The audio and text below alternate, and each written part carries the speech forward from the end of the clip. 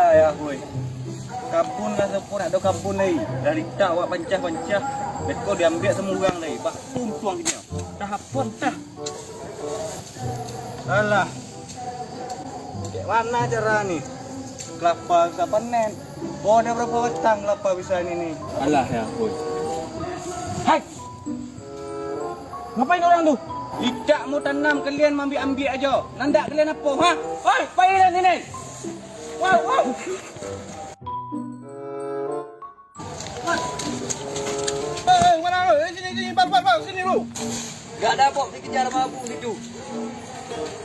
Ada aja anak itu. Ya, lu buat. Orang masuk sini dia pakai rumput ini. Dah tahu kan? punya abu ah. Bayar abu ni, buat. Bayar tu. Kalau tahu oleh abu habis mereka tu. Ayo kita jumpai abu dulu. Kita bilang itu. Ada abu. Ya. Abu.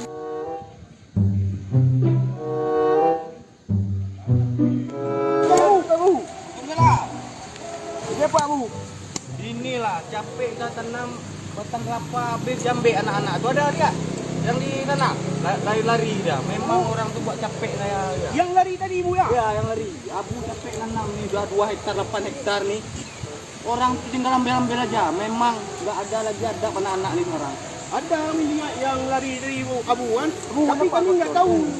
Nggak tahu permasalahannya apa. Ya udah kami jumpain anak-anak itu dulu. Oh, yaudah, aku pun mau ini juga pulang nih. Udah ini maghrib.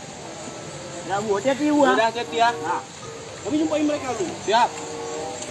Oke, bawa bungkai.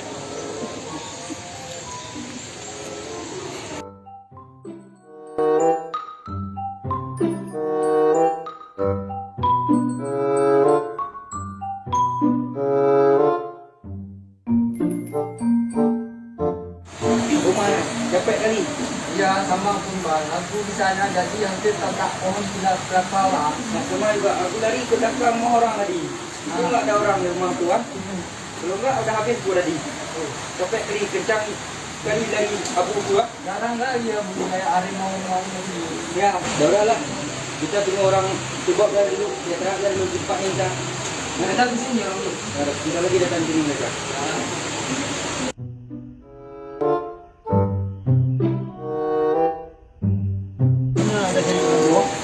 Kita ke jambu aja bu. Mana tahu ada mereka nah. Biasanya mereka di jambu itu. Oh itu mereka. Ayo kita jumpai mereka. Ya, Kemana kalian lari tadi? Gak ada bang, dikejar sama abu tadi bang. Di kebun tu. Kenapa dikejar? Kadang-kadang kena potong rumput ni. Kalau nggak ada malam ada orang yang kejar. Potong rumput. Abu